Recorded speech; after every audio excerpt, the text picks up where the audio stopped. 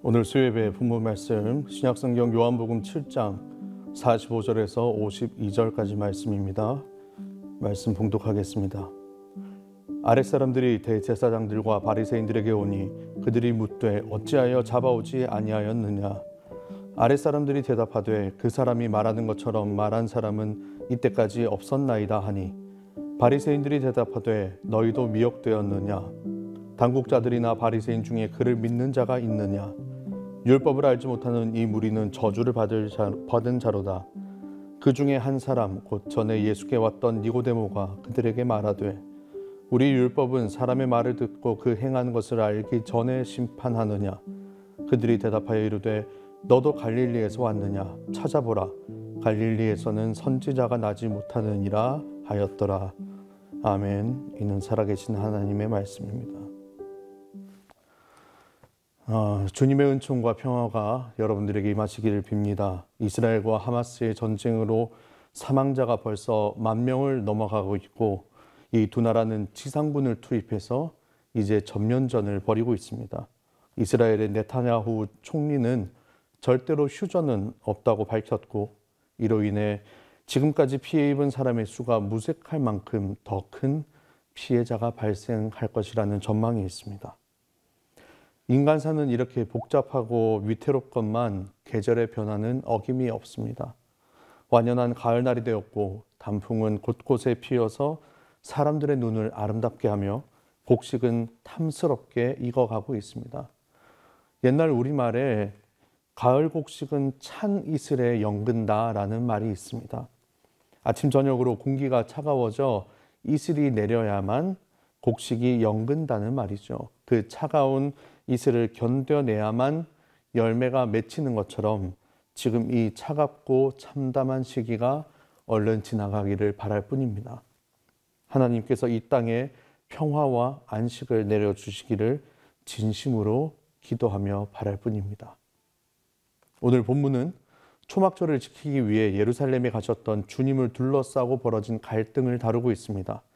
초막절은 유대인의 3대 명절 중에 하나죠.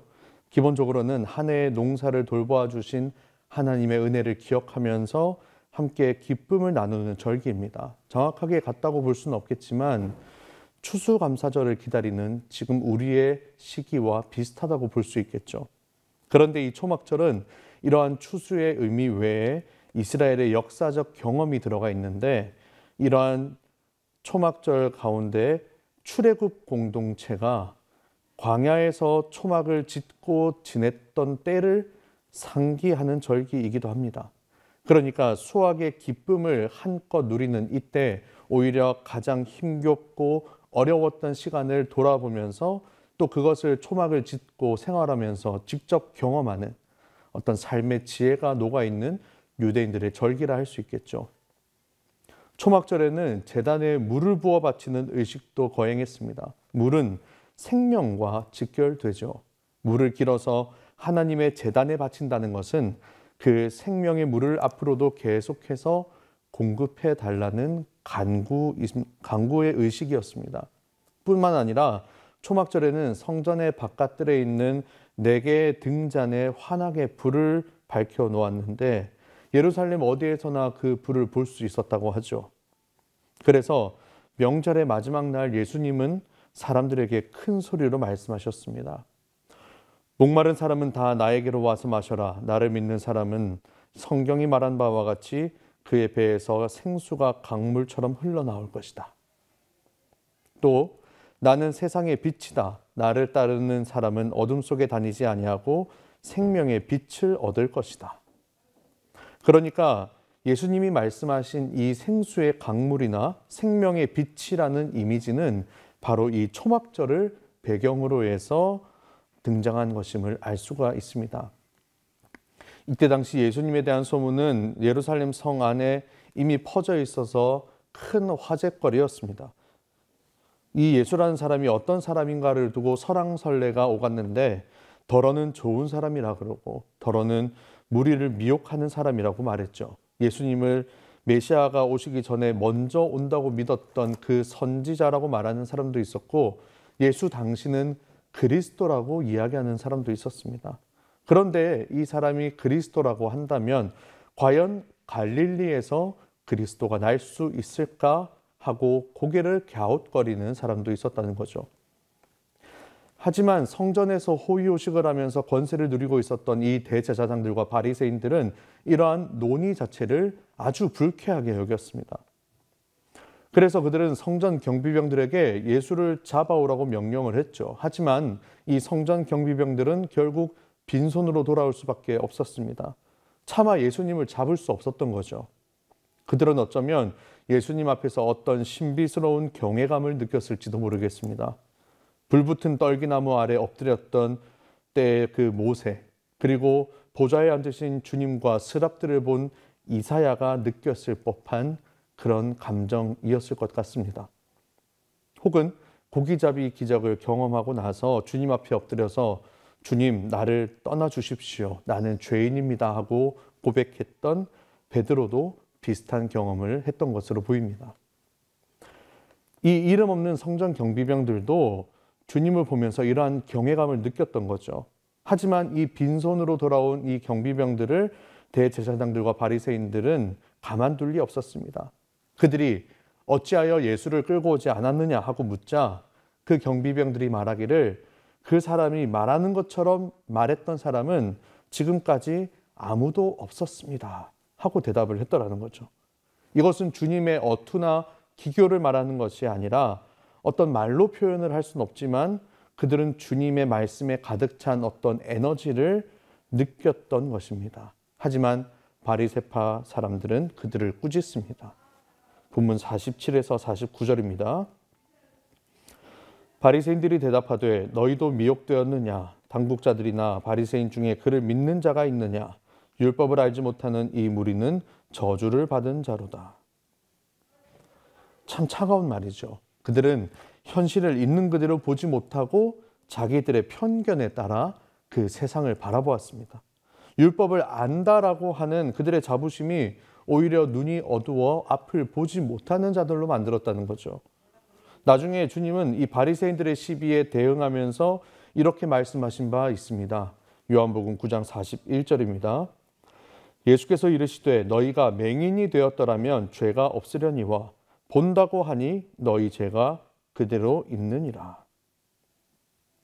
차라리 눈이 어두워서 보지 못했다면 그들에게 죄가 없었을 텐데 눈이 있고 볼 수 있음에도 불구하고 그런 말을 했으니 그들의 죄가 고스란히 그들에게 전해진다라는 거죠. 안다 혹은 본다라고 하는 자부심이 오히려 현실을 있는 그대로 직시하거나 인식하지 못하게 만들었고, 그리고 그 이유는 딱 한 가지, 바로 그들의 마음이 굳어 있었기 때문입니다. 어떤 신학자는 이렇게 말했다고 합니다. 예수님은 진리를 권위로 삼았지만 바리새파 사람들은 권위를 진리로 삼았다. 참으로 옳은 말씀입니다. 예수님은 늘 하늘의 하나님의 마음을 가지고 사람을 대하셨습니다. 그것은 늘 긍휼과 보살핌의 마음으로 나타났죠.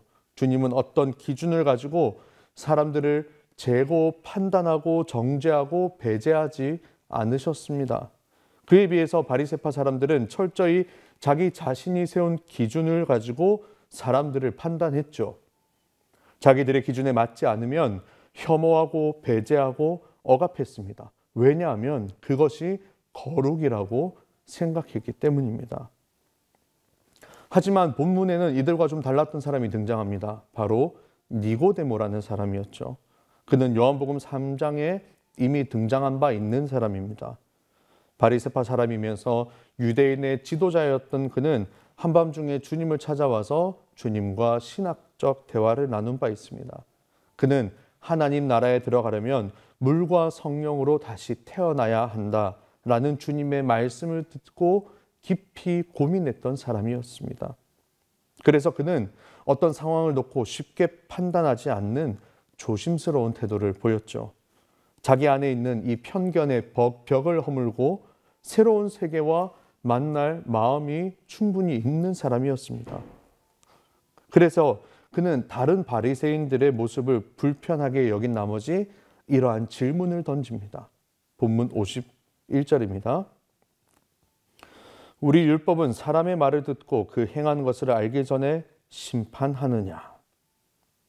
그의 입장에서는 엄청 용기를 많이 낸 발언이었죠. 모두가 한 목소리를 낼 때 반대편에서 이의를 제기한다는 것은 결코 보통 용기로는 가능하지 않은 일입니다.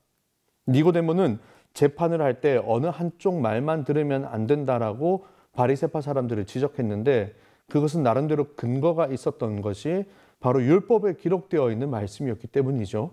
구약성경 신명기 1장 17절입니다. 재판은 하나님께 속한 것인즉 너희는 재판할 때 외모를 보지 말고 귀천을 차별 없이 듣고 사람의 낯을 두려워하지 말 것이며 스스로 결단하기 어려운 일이 있거든 내게로 돌리라 내가 들으리라 하였고. 분명 율법은 대제사장들과 바리새인들이 주장하는 바와 다른 것을 말하고 있었습니다. 율법은 재판을 할 때 그 당사자의 외모가 어떠하든지 혹은 그 사람이 가진 부와 권세가 어떠하든지 동일하게 발언권을 주어야 한다고 말하죠. 니고데모는 이 일을 들어서 예수님의 말을 들어보지도 않고 그 행한 것을 또 알기도 전에 심판하려 하는 그들을 비판하고 있는 것입니다. 이렇게 반박하기 어려운 분명한 근거를 들어서 말을 하는데도 대제사장들과 바리새인들은 그 말을 교묘하게 비틀어서 논점을 회피하려고 합니다. 이어지는 52절입니다. 그들이 대답하여 이르되 너도 갈릴리에서 왔느냐? 찾아보라. 갈릴리에서는 선지자가 나지 못하느니라 하였더라. 도대체 갈릴리가 무슨 죄가 있느냐 말이죠. 분명 신명기에는 외모와 귀천을 따지는 말이 있긴 하지만 출신 지역이 없기는 했습니다. 그래서 이들은 이를 교묘하게 파고들어서 말을 돌리고 있는 거죠. 갈릴리는 예루살렘에서 비교적 멀리 떨어진 변방이었습니다. 갈릴리는 참으로 외침을 많이 겪은 지역이었죠. 사마리아보다 더 북쪽에 위치했던 이 갈릴리는 주변 강대국들의 침략을 수도 없이 받았고 이 과정에서 그곳은 순수 유대인들이 사는 곳이 아닌 여러 민족들이 함께 사는 지역으로 바뀌어져 갔습니다. 유대인들은 피가 섞인 혼혈족이 사는 사마리아 땅을 극도로 경멸했는데 이보다 멀리 위치했던 갈릴리는 사마리아인처럼 혼혈족이 아니라 강제 이주된 유대인들이 사는 지역이라는 점에서 그저 사마리아보다 조금 낮게 취급받았을 뿐이었습니다. 여전히 무시받는 지역이었던 이 갈릴리, 게다가 이곳은 지리적인 특색 때문에 당시 이스라엘이 따르던 로마와 그리고 그 로마의 빌부터 권력을 잡은 사람들을 적대시하는 그런 분위기가 있었다는 거죠. 여러모로 눈의 가시였던 지역이 바로 갈릴리 지역이었던 겁니다. 그래서 이 바리새인들은 변방에 속해 있는 갈릴리를 노골적으로 무시하면서 이를 싸잡아 예수를 멸시했던 거죠. 갈릴리에서는 선지자가 나지 못하느니라. 그런데 여러분, 이 정치적인 상황은 좀 차치하고서라도 갈릴리에서 선지자가 나지 못한다고 이야기하는 이들의 말이 성경에 비추어 봤을 때에도 틀린 말이라는 것을 우리는 어렵지 않게 알 수 있습니다. 열왕기하 14장 25절입니다. 이스라엘의 하나님 여호와께서 그의 종 가드 헤벨 아밋떼의 아들 선지자 요나를 통하여 하신 말씀과 같이 여로보암이 이스라엘 영토를 회복하되 아맛 어귀에서부터 아라바 바다까지 하였으니. 열왕기하는 선지자 요나의 고향이 가드 헤벨이라고 말하는데 이 가드 헤벨이 바로 갈릴리 지역에 속한 곳입니다. 뿐만 아니라 학자들은 호세아, 나훔, 아모스, 엘리야, 엘리사 등 선지자들도 갈릴리 출신이었을 것으로 추정하고 있습니다. 따라서 갈릴리에서 선지자가 나지 못한다는 말은 첫 번째, 이들이 성경을 정말 잘 알지 못하거나 두 번째, 아니면 예수를 무시하기 위해서 일부러 지어낸 말에 불과하다는 거죠. 이처럼 어떠한 일에 자신의 신념과 기준으로 확신을 내리는 것은 극도로 위험한 일입니다. 몇 달 전 저에게 있었던 해프닝을 잠깐 말씀드리려고 합니다. 때는 9월 초 저희 교회가 페르마타 가을 연주회로 분주하던 날이었습니다. 저희 아내는 그때 당시 만삭 중이라 몸이 무거웠기도 했고 이 전치태반이라는 고위험 산모에 속하는 증상이 있었기 때문에 주일이면 오전 11시 2부 예배만 겨우 드릴 수 있었고 나머지 시간은 집에서 계속 누워 있을 수밖에 없는 상황이었습니다. 저는 그날 연주회가 있었기 때문에 아침부터 저녁까지 하루 종일 바쁜 일정이었죠. 이 연주회라는 것이 잘 아시겠지만 준비하는 지휘자와 연주자들이 참으로 고생을 많이 합니다. 매번 모여서 연습하고 맞춰보고 시간을 내서 준비할 수밖에 없죠. 근데 반면 연주회 당일은 연주자들 못지않게 스태프들이 참으로 바쁩니다. 연주자들은 예쁜 드레스를 입고 연주를 마친 후에 악기를 챙겨서 귀가하면 그만이지만 이 스태프들은 그때부터 일이 시작이 되는 거죠. 그렇게 일을 마무리해 놓고 귀가한 늦은 주일 저녁 제가 들어갔더니 주방에 설거지가 잔뜩 쌓여 있더라고요. 그래서 저는 피식 속으로 웃으면서 아이고 몸이 무거워서 그런가 보다 하고 피곤한 몸이었지만 곧바로 설거지를 하기 시작했습니다. 근데 그 모습을 보더니 아내가 방문을 획 닫고 들어간 거 아니겠어요? 사실은 퇴근 전부터 아내가 계속 답답하다고 심심하다고 언제 들어오냐고 물어보긴 했었습니다. 저희 사택은 교회 안에 있으니까 밖으로 나올 수도 없고 그리고 잠깐 바람을 쐴 수 있는 창문도 없었으니까 아마 꽤 답답하긴 답답했던 모양입니다.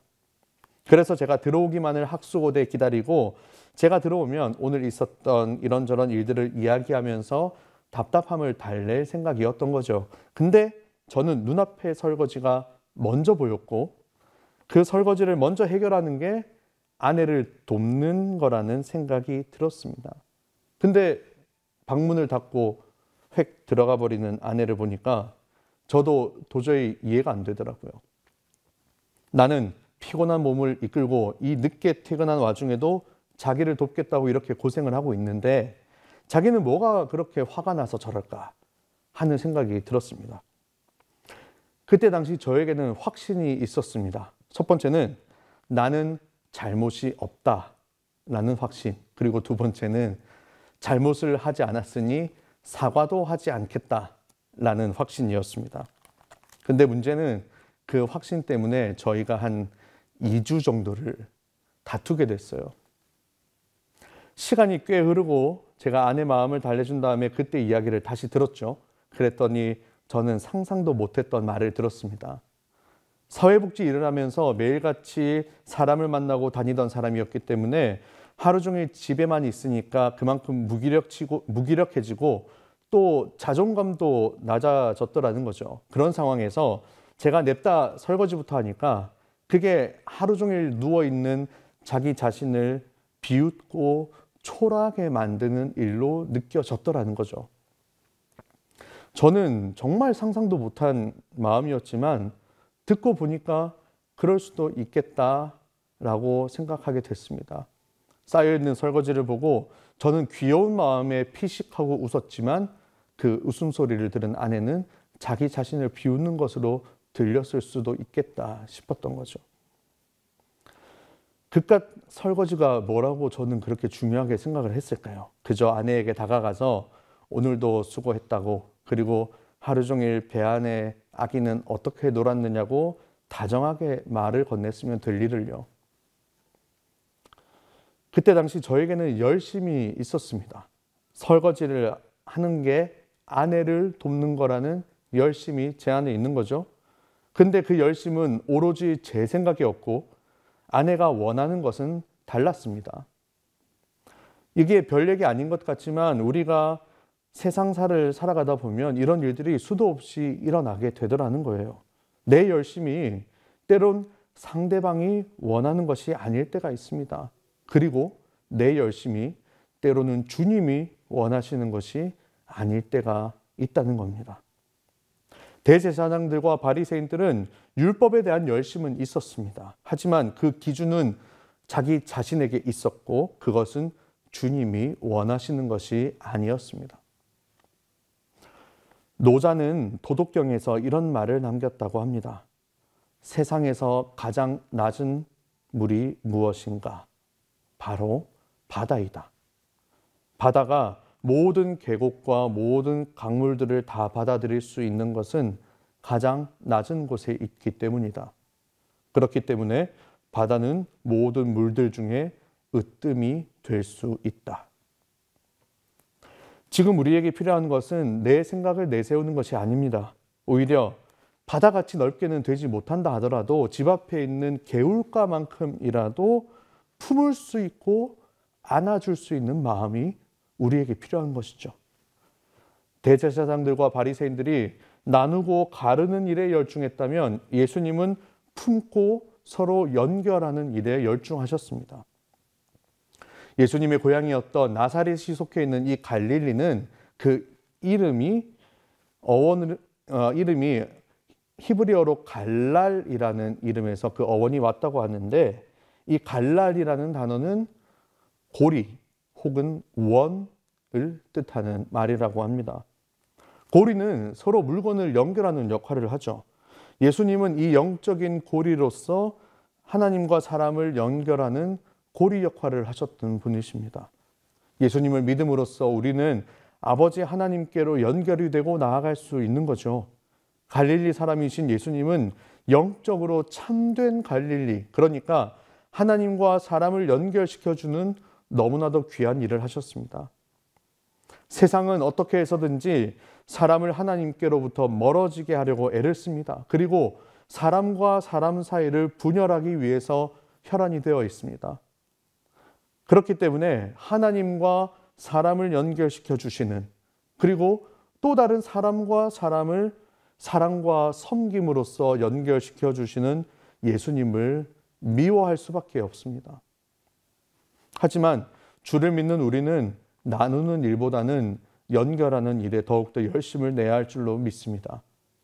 나누기를 좋아하는 세상에 속한 사람들이 주님을 멸시하고 무시한다 하더라도 우리는 주님을 더욱더 가까이 할 수 있어야 하는 것이죠.